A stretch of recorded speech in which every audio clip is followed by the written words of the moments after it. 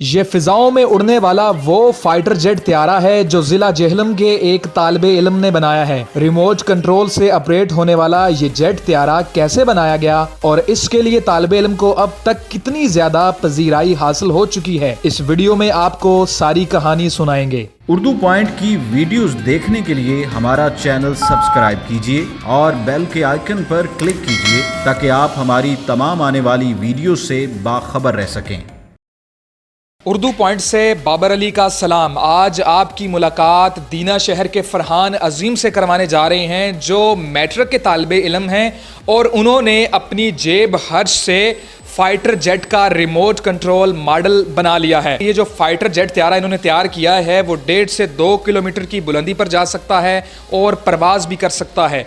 बहुत सारे सवाल हैं फरहान अजीम से हम जानेंगे, लेकिन मैं चाहता हूं कि ये सवालों के जवाब हमें रनवे पर जाकर बताएं ताकि हम वहां पर जाकर एक तो जहाज़ को उड़ते हुए देख सकें और फिर इनसे सवाल कर सकें कि इन्होंने ये कैसे तैयार किया और फ्यूचर में ये कैसे देख रहे हैं। सबसे पहले तो फरहान हमें ये बताएं कि ये जो अपने जेट त्यारा तैयार किया है कैसे शौक़ पैदा हुआ आपको? जी, मुझे बचपन से ये शौक़ था आरसी प्लेन्स का, आरसी टॉयज़ का। उसके बाद बचपन में मैंने एक हेलीकॉप्टर लिया था, वहाँ से मुझे इन चीज़ों का बहुत ज़्यादा शौक़ है।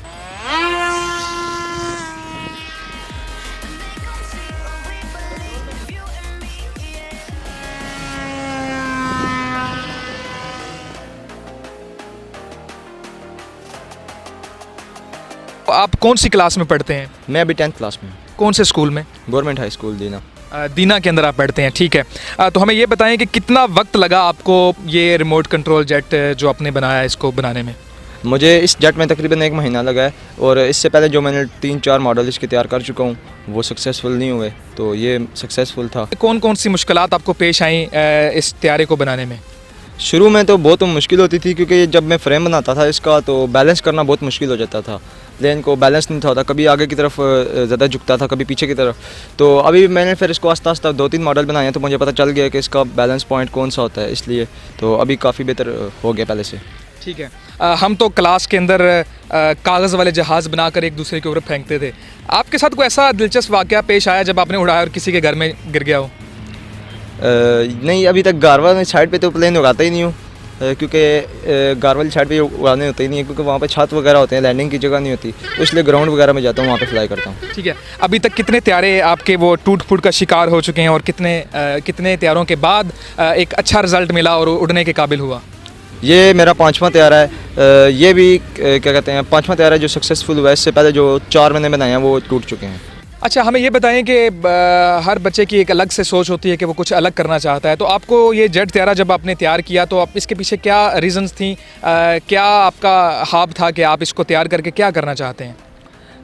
मुझे ये बचपन से शौक़ है इन चीज़ों के बारे में, इसलिए मैंने अपने शौक़ को पूरा करने के लिए ये जेट त्यारा बनाया और आगे भी मुझे इन चीज़ों में इंटरेस्टेड हूँ इन चीज़ों में, तो आगे भी इसी फील्ड में जाना चाहूँगा। ये तो काफ़ी महंगा शौक़ है, काफ़ी लागत लगी होगी, तो कैसे आपने ये जो अखराजात हैं, हमें पता चला है कि आपने अपनी जेब खर्च से ये सारी चीज़ें लेकर आपने ये तैयार किया है, तो कैसे मैनेज करते हैं इन चीज़ों को? जी, शुरू में तो मैंने इसको तकरीबन 1 ईयर इसके मैं पैसे जमा करता रहा हूँ। 1 ईयर तक मैं इसके पैसे जमा किए हैं, फिर कुछ मेरे पैसे हुए, फिर उसके बाद मैंने वालिदैन से कुछ लिए और भाई से लिए, तो फिर जाके मैं इसमें इसके सारे पार्ट्स मैंने लिए। उसके बाद फिर मैंने इसको शुरू किया प्रोजेक्ट को। इस जेट को बनाने में तकरीबन मुझे 20-22 हज़ार लग गए हैं और सिर्फ जो इसका ट्रांसमीटर है वो 15,000 का मिलता है, जो इसका ट्रांसमीटर है रिमोट फ्लाई स्काई का है, और बाकी पार्ट्स भी तकरीबन 1000 से ऊपर ही कीमत होती है हर एक पार्ट्स की। तो ठीक है, आप कितना समझते हैं कि कितने पैसे होने चाहिए तो एक अच्छा जेट त्यारा बना सकते हैं?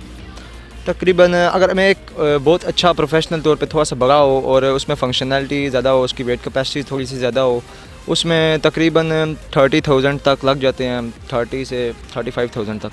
ठीक है। जब आपने ये त्यारा बनाया तो आपकी फ़ैमिली की तरफ से या आप जब स्कूल जाते हैं तो प्रिंसिपल या टीचर्स की तरफ से, क्लास फेलोज़ की तरफ से क्या आपको रिस्पांस मिलता है? जी, टीचर्स ने मुझे बहुत मोटिवेट किया है और उन्होंने कहा आप इंशाल्लाह आगे ज़रूर सक्सेसफुल होगे लाइफ में। तो और दोस्त कुछ तो मज़ाक उड़ाते हैं और कुछ दोस्त कहते हैं वाह यार तुमने कमाल कर दिया। अच्छा फरहान, हमें ये बताएं कि फ़ैमिली की तरफ से सपोर्ट कैसी है आपको?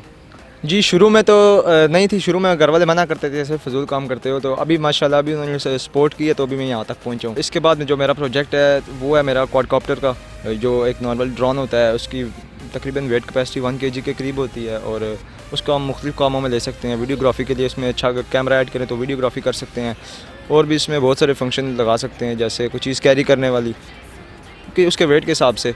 और उसमें हम एक और नया फंक्शन है जो हम आजकल जैसे शादी ब्याह पे जो होता है कि ड्रोन उड़ते हैं, एक तो मूवी वाला होता है, और हम उससे ये बना सकते हैं कि हम फ्लावर ड्रॉपिंग ड्रोन बना सकते हैं, ये ऊपर से फ्लावर गिराएगा, और इसमें तकरीबन 1 kg की वेट कैपेसिटी है, तो हम सही क्योंकि वो वज़नी नहीं होते इतने, तो हम फ्लावर उससे ऊपर से गिरा सकते हैं, तो वो जब फोटोग्राफी करते हैं वीडियोग्राफी करते हैं तो बहुत अच्छा लगता है जब फ्लावर गिरे होते हैं ऊपर से। ठीक है, ये आप नई इन्वेंशन करने जा रहे हैं। जी फरहान, आप फ्यूचर में क्या करना चाहते हैं, बड़े होकर क्या बनना चाहते हैं, क्या ख्वाब हैं आपके?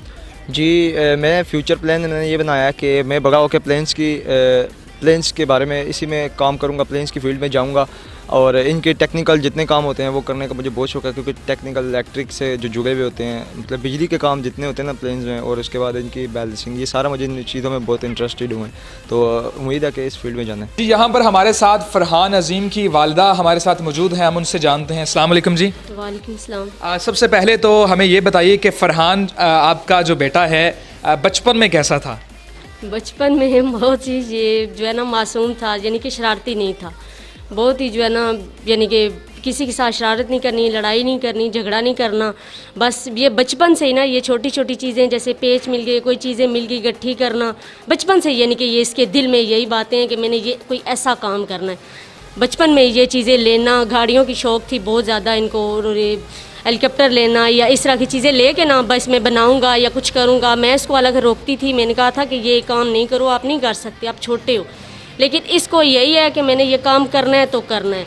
फिर ये आहिस्ता आहिस्ता ये जो है पढ़ता भी गया, और साथ साथ जो है ना ये चीज़ें बस गट्ठी करनी, फिर आहिस्ता आहिस्ता इसको ये शौक़ हो गया कि ये मैं जो है ना एरोप्लेन बनाऊँ। जी, जब आपको पता चला कि आपके बच्चे ने रिमोट कंट्रोल एक जेट तैयार किया है, तो कैसा फील किया आपको जब पहली बार पता चला? देखिए मुझे बहुत खुशी हुई, बहुत खुशी, अल्लाह इसको सेहत दे और ज़िंदगी दे, अल्लाह और इसको कामयाब करे, बहुत ज़्यादा खुशी। ज़रा इसकी जो है ना ये काम हमारे ख़ानदान में माशाल्लाह किसी ने भी, बहुत ज़्यादा सब पढ़े लिखे हैं लेकिन किसी ने भी नहीं ये काम किया। हमारी फैमिली में बहुत सबको खुशी हुई है, सब भी जो है ना इसको सपोर्ट कर रहे हैं और इसको जो है ना दुआएं दे रहे हैं कि अल्लाह इसको कामयाब करे और मज़ीद आगे लेके जाए इसको। यहाँ पर जो मोहल्ले के लोग हैं, ख़वातीन हैं, मर्द हजरात हैं, अप्रिशिएट करते होंगे, आपको बताते होंगे कि आपके बच्चे ने बड़े अच्छा काम किया है, तो कैसा फील करते हैं आप?